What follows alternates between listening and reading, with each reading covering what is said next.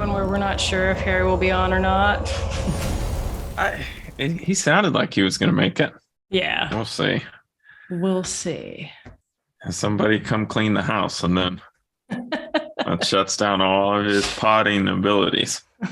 It does sound funny. Like I rescheduled yesterday's cleaner because of Tilray, which I shouldn't have because then it got pushed. But yeah, so Yeah, I've powered through one before. And I'll like just kind of mute myself when I hear the vacuum. I complain about it afterwards on the chat sometimes. But like, do you hear inevitably? Bill always opens the garage door or the front door during a pod. I always tell him when there's going to be a pod, and inevitably it's hilarious. It's comical. He's like, it's you hear garage door or like front door. And it's always when somebody's answering like an important question. And I'm like, Bill. And he's like, sorry. I've seen him pop through the front door like once or twice. Kind of like peeks and like, oh, and then gets out real quick. Man, I'm having troubles today. Hello, John. How are you? Good. My name is Harry Schuhmacher, and I'm the publisher of Beer Business Daily, and I want to be the first to welcome you to Beer Net Radio, the podcast where all your dreams allegedly come true. Allegedly. And I just wanted to point out, John, you don't know me, but I know you. And I use your product every day. And I don't even work out. I haven't worked out a day in my life. This is true. These are facts. Excellent. Well, nice to meet you, Harry, and thanks for being a consumer. Yeah, absolutely. Well, let me give John an official introduction. Welcome to the show, John. Today we have John Herman, Nutrabolt's President of Sales and Marketing. Nutrabolt is, of course, the human performance company with brands like C4, which is one of the drivers behind the Performance Energy 2.0 segment. That's about, I think, a fifth of the energy category sales, but contributing more than half of its growth, this Performance Energy 2.0 segment. Big news for Nutrabolt last year. They announced KDP invested almost 900 mil for, I think, a 30% stake, making it, I think, the second largest investor in the company behind the founder, Doss Cunningham.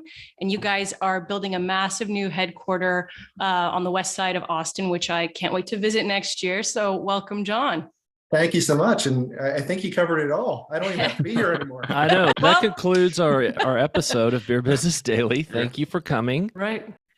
Walk me through a morning in your life, right? Like I imagine Absolutely. Everybody at Nutrabolt wakes up with like their protein shake and does 50 pull-ups and runs 3 miles. And then you hop in your Tesla and do your Bluetooth calls on the way to work. They wake up hungover just like all of us. Probably. Yeah, look, I mean, I'm very predictable. My day is always the same. I'm up usually a little after 5. I'm down in my home gym. I work from Pittsburgh, although our home office and company is based down in Austin, Texas. I crack open a C4, much like you just did, Harry, but the yellow can, because it's all about physical performance. Get my workout in, and then it's off to being dad duty for the next hour or two as my wife and I get our 4-year-old daughter ready, run her to school, and kick off the day with phone calls. We're a global company, so I usually kick off with my European team, and gradually throughout the day, we work our way across the country to the west, but a bunch of phone calls. And then I crack into my second C4, usually around lunchtime, to really get me on the mental game for all the Zoom calls that follow. Right. So a global purview, that's interesting. And we can definitely get into that. But, you know, I met you last fall when you spoke at that breakout session at NBWA. And, you know, I heard a lot of fascinating things about this Performance Energy 2.0 segment that you guys are one of the leaders in. And you guys, I believe you said aim to be a top 3 energy category player in the next 5 years. How are you guys tracking toward that? And does the KDP, investment help? Yeah, absolutely. So we're absolutely thrilled about the long-term potential that we have with C4. And I'm actually more confident today than I ever was before. So when I look out to the next 5 years, the differentiation of our products, our brands, and ultimately consumers are really voting for what we're putting in the market. They love the taste. They love the better for you positioning. It's functional. So we can speak to a lot of different consumer moments. 2023 lineup, we're really expanding from just being that yellow can that we're really known for, our Performance Energy, which is more, our 20-year legacy of sports and fitness, to now we're expanding into more usage occasions that are lifestyle. So we just launched at South by Southwest our new 12-ounce entrant to the category called Smart Energy. It's powered with an ingredient called cognizin, helps with mental focus. But this idea of being able to speak to different consumers, different usage occasions, different flavor profiles, that really gives me a lot of confidence that, we look ahead, we're going to be in that top 3 position. And we're going to continue to expand too, new platforms, new solutions, but we're getting early reads. So if you look, we're already a top 4 player on a level playing field like Amazon. So, Amazon, you're not competing with a blue truck, you're not competing with a red truck. The consumers are voting, and we're already a top 4 energy drink brand there. We'll be a top 6 player nationally within the next week or two. We'll be hurdling a couple other brands that are out there. And then by the end of the year, we expect to be a top 5. So all things are moving in the right direction. We're still early in reset season, and we're still really early in the KDP partnership, which only is going to really accelerate a lot of our efforts. God, interesting. Well, you mentioned the trucks, right? And that's interesting. Obviously we're a BevAlc publication. Distributors are a huge readership. I know you guys are still with some beer wholesalers, although obviously you've got the KDP deal, so you're with them now too. How do you choose which markets you're with the KDP truck and which markets you're with your old beer wholesaler? Yeah, so you kind of hit the nail on the head. KDP didn't just become a route to market for us, but they're a real strategic partner. They're, the second largest shareholder of the company. So as we were looking at the map of the country, we're really looking at how we can maximize the brand the best. So where was there the best strength in, whether it be an existing beer wholesaler relationship or other relationship? I would note Big Geyser in the New York territory, remaining part of the mix. But then where was KDP particularly strong that they could really accelerate some of our efforts. So in some cases we got to retain relationships with some of these great partners that we've had that have helped build our brand up to this point. And there were some cases that, we thought we would be better served by this new network, and, ultimately said goodbye to some existing partners that helped us reach a tremendous level. Yeah. Oh, interesting. And you had mentioned a 12-ounce can. Is that in response to Celsius? I think, Celsius has done a great job with the 12-ounce can, but more so it's in response to consumers. The more that we did research, that 12-ounce can was just really drinkable, right? Like carrying that around versus a 16-ounce, which surprisingly, a lot of cases, like 16 ounce is a longer time to consume. I down mine within a few minutes, but I'm the exception, not the rule. But you're a gangster, man. OG Jeez, gangster. out here downing 16 ounces? Damn. Take it like a shot. Yeah. Well, let me, and that was a great question here. I was going to ask that too. I guess that 12 ounce is more of a single serve C-store play, right? Yeah. What's really interesting is like the consumer has completely shifted in the category. So Celsius has done a tremendous job. And I would note Alani Nu has as well. Like the consumer is completely different. And then on top of that, the channels of trade are really different. Like pre-COVID, 70% of sales of the energy drink category were coming from the convenience channel. Well, now that's in the low 60%, 63% range. So consumers are buying in bulk, new consumers are entering, they're looking for 12-ounce cans. So it's really, you're getting more females into the category. You're getting more new male consumers in the category that aren't that traditional, 16-ounce Monster or 16-ounce Bang consumer. So this Performance Energy 2.0. So what gives you confidence that this is going to keep growing, right? I think you had said it was like 18% of the entire energy category, but it's, contributing like more than 50% of the growth. But it's got a super high, well, not super high, but it's got a premium price point, right? So is that going to throttle the growth a little bit this year, maybe? So the biggest thing for me, and again, it really goes back to like the consumer makeup of who is participating in this Performance Energy 2.0, comparing it to what the legacy consumer was. The consumers are younger, they're more educated, they're highly incremental to the category. So they're either incremental in the spend, they're just spending more because of the premium, or they're net new. So when I really think about it that way, the products are uniquely positioned. They have functionality, they have flavor.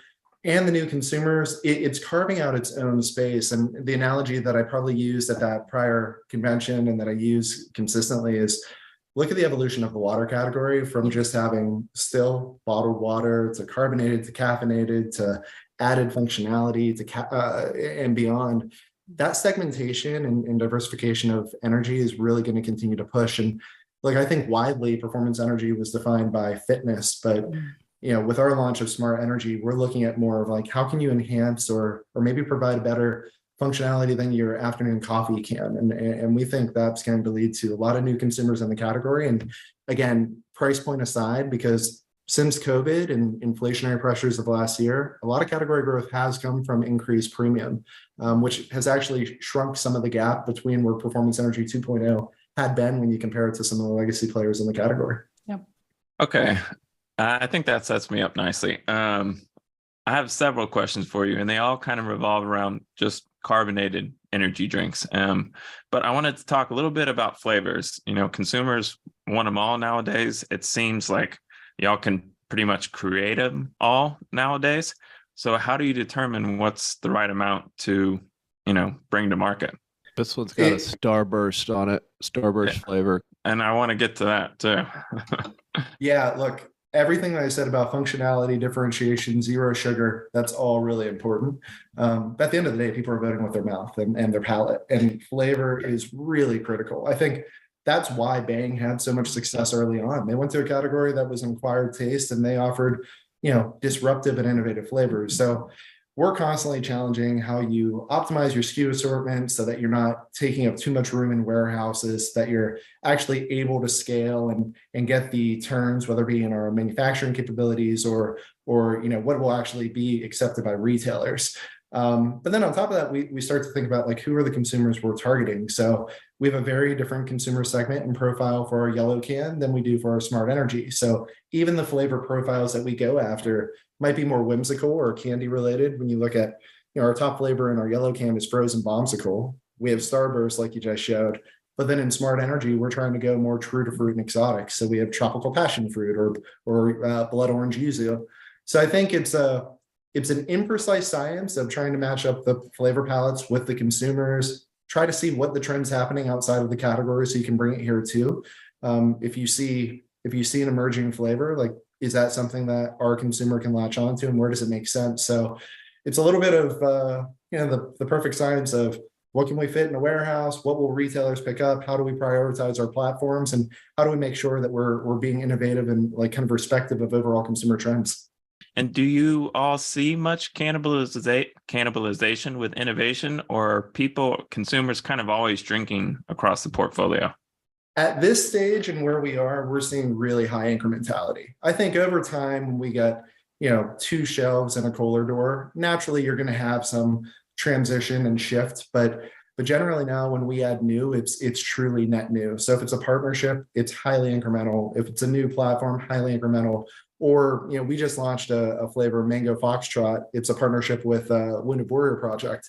That's been highly incremental too. So yeah, I think you'll get people get flavor fatigue and want to shift from one to the other. But generally, we're still in our infancy. So it all seems to be all ships rise when you launch something new.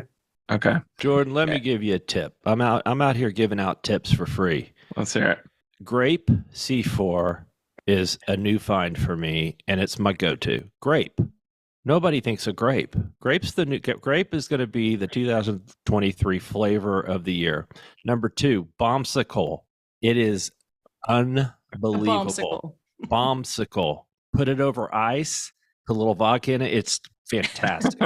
I will definitely try both of those. So it's a great comment though, Harry. Purple Frost, our grape flavor, its distribution is really low. We've had it in the market, and I've been drinking that for 5 years now. So for me, I'm tired of it. But with a little focus, drive distribution, it's a brand new SKU. So to your question, Jordan, do we need to launch a new SKU, or are there SKUs that a lot of people haven't had the chance to experience yet, just because it takes time to build that distribution and route to market? Okay. Last thing I wanted to ask you was about the collaborations with confectionaries like Skittles and Starburst from Mars. And I know some of your competitors have done the same with different confectionaries as well. I'm wondering, is that at all a parallel to what we've seen in BevAlc with Coke and Pepsi and some other large beverage companies that shall remain nameless coming in? I think why we were initially motivated by it was we're in a better for you category. And largely we come from fitness and health and wellness. So people are avoiding sugar. They're avoiding those things that they used to love. And when you have a partnership with leading candy like Starburst or Skittles, You get to have somebody pick it up and say, wait, I get to try pink Starburst again, and it's 0 sugar. And the funniest thing about it is like, it's incremental, but on top of that, like the consumer demographic of the people picking that up is actually older than our core consumer demographic, because it's not the 20-year-old saying, I want candy. It's the 30-year-old saying like, God, I loved this when I was younger. I want to try this. So we never want to be defined by these partnerships, but when you have, household brand names like Skittles and Starburst, like we thought it was a great way to drive some excitement to the category. Have you reached out to Mars asking about more, or does Mars reach out to y'all asking, like, is there another confectionery you might want to take on? Yeah, look, I think, one, Mars has been a tremendous partner in the term of our contract so far. So we have a lot of great discussions there, but there are other brands. We have a new partnership with KDP. Maybe there could be something that pops up there with their collection of brands too. I think we're always looking at like, what are good synergies that excite our consumers or add new consumers to our mix. And again, like I never want C4 to become purely synonymous with licensed flavors. We have great core flavors, frozen bombsicle and purple frost. Again, Harry, like I want to be known for those just as much, but like where we have the right lever to drive new people and new eyes to our brand, let's go. Yeah. And so that's a perfect segue to, we obviously can't let you off this podcast without asking, per Harry's comment about the vodka in the bombsicle earlier, are you guys going to do a vodka bombsicle? So anytime I speak in absolutes, I end up being wrong. So I would never say never to anything, but I would say that we're a brand from health and wellness. Like our company mission statement is we want to maximize human potential. So as I think about where we come from and what we stand for, I think there's a lot of opportunities for where we can be more in line with what our brand is about before we start to go down the alcohol space. But I'd be lying to say I've never had one of our products maybe mixed with a little vodka. And while our chief regulatory officer and legal officer may disagree with this statement, it does taste delightful. Yeah, let the consumer do it. You don't need to be out here trying to do that. It's too much trouble. And there's too many people doing it. I agree. You have a lot of run room. And the energy sector, if you want to call it that, is kind of an enigma to me. And you kind of obliquely alluded to it because it started obviously with Red Bull, which, as you very politely said, is an acquired taste. And then, then Monster came in with a slightly less terrible drink. And it, it's done very well, obviously. And then, Bang was like, why don't we make one that tastes good? Bang was my go-to before I found C4. Why is it so hard to make these drinks taste so good or not taste terrible? Because yours tastes very good and it has the same, caffeine and attributes as any of the others. Is there some secret? We have an incredible R&D and product development team, honestly. The individual that leads our product development team, he's been with us for probably 19 years. I think he was 5 years old when he started. But like he and his team are absolute wizards when it comes to flavoring. And, some of the ingredients that we put in these products, our energy drinks are actually fairly easy to flavor. Easy, I don't do it, but easy. But when you get into the sports nutrition space, some of the ingredients that we flavor are really complicated. So we sell a lot of amino acids, not to go down this non-relevant part, but like leucine, which is a main amino acid, it tastes really bad. So being able to understand the maskers, the sweeteners, and the flavors, like it's a real science that between our partners externally and then our internal team, we think it's a real point of differentiation for us. Yeah, I really Bang did a lot of things wrong, obviously, but they nailed the flavors and got that piece right, and Celsius too, I feel like. And that kind of also a tag on to that question is, these drinks all got started as mostly pre-workout and, health and wellness and kind of the gym person. But guys like me who aren't living that lifestyle are attracted to it as well. Is that where a lot of the growth is? Just normal people just wanting to pick me up and a good tasting afternoon beverage? Yeah, without a doubt. So even in our yellow can, which has an ingredient called carnosine beta-alanine. So Harry, if you're ever sitting there after you drink your Starburst and you get a little tingly, that helps with muscular endurance and flushes out lactic acid. Well, it's very much a physical performance ingredient. So if I'm getting my workout in, wonderful.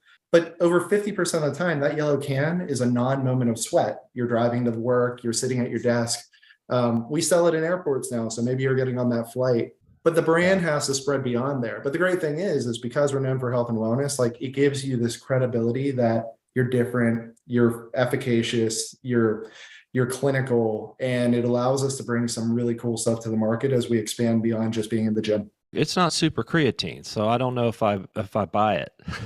Oh God, bad inside joke. That's a good joke. Super Well, creatine. I think a it's an good outside insight. joke at this time. Yeah. Hey, it's not creatine. It's super creatine. Right. All right. Well, the last thing I need before I get on a plane is to get tingly and energetic, but that's also an inside joke. I'm a terrible flyer. If you've ever seen Bridesmaids, that's me. But I'm But curious. you sprinkle Xanax in yours, don't you? You sprinkle Xanax in mine. Oh, man. Anyway, That's not getting the lawsuits now. yeah. Well, who would HR's sue- listening. Yeah, HR. But what are your top markets in the US, at least? I'm curious. Yeah, so we're seeing good strength across the country, but New York, Texas, we're top 4 energy drink players there. Okay. I think both of them we have a long legacy with, but one of our early partners, big guys, are New York. It's been, in that constant warfare that happens on the streets with the bodegas, like we've won there with 7-Eleven as well. And then Texas, we've really invested in heavily there. So with it being our home territory with Austin, we have a rich history there from a sports nutrition side of things too. So I think the brand awareness was in a really good spot. Yeah, it's a great energy drink market as a whole, but top 4 player there as well. Oh, cool. It is such a great category. I mean, from a beer distributor standpoint, it's honestly, it's saved a lot of beer distributors from, none of them ever go under. That's the wrong word. They don't go bankrupt, but it saved them from having to cut their routes and cut their people. And the energy drinks, they giveth and they taketh away. And that's just inevitably gets picked up by a strategic buyer and leaves the system. My last question is, what are some of the benefits and maybe pain points of going with a beer network in your experience? We entered into this category about 5 years ago. And early on, one by one, before we had anything beyond a story and really a can with some ugly PowerPoint decks, like we've come a long way just in that. We had a few of these like forward-thinking beer distributors really take a chance on us. I mean, it started out with, he was a non-alc distributor, but Tony Haralambos in Southern California, that led to us expanding across the country and then getting picked up by a lot of AB houses. The pain point of it is it's a lot of touch points. We had 220, 230 distributors, every single one of them being an individual call point. So if you have a strategy, you want to roll it out nationally, or if you have a national retailer and you need to get stores traded for Walmart, that's tough. It's really heavy lifting. But the partnership and the passion and the relationships that they put behind our brand, that really helped build us to where we were. So the complication was strain of communication and the game of telephone, but like the benefit was you had a lot of passionate people helping you build every day.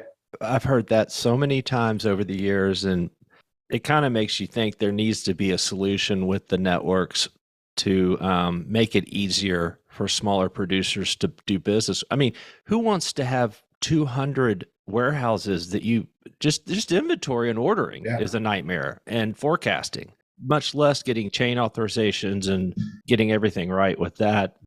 Everybody loves beer distributors. They just wish there weren't so dang many of them.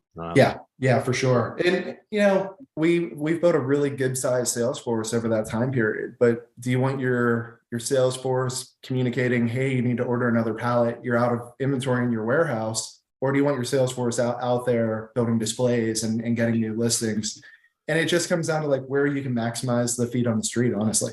Listen, if you can find a salesperson that'll actually build a display, then you're way ahead of most people. I don't know, a supplier building a display? Good Lord. Oh, we have a ton. I think we've just hired really well. You must. Well, y'all are energized with your caffeine. We're all hungover, Well, I got to tell you, John, the one thing we don't ever talk about on this podcast or in our publications is the personal taste of a product or whether we personally like the product. But I'm just breaking all the rules because I'm an everyday user. Can I say user? It makes it like a drug? But Oh, so you're addicted. Nothing wrong with that. I'm addicted, and well, it's good to meet you. I appreciate the kind words on flavor. Yeah, I'll use the address you sent me for the check. I'll put that in the mail today. But ABC, always be closing. It's been a pleasure. Thanks for having me aboard. And yeah, thanks for being avid users. We'll keep you stocked for sure. And we have some new stuff coming that, whether it be our partnerships, our flavors, our platforms, like we have some exciting things coming. All right, cool. Look forward to it. Yeah. All right. Well, take care and have a good weekend. Thanks for being on. Thank you all. Cheers.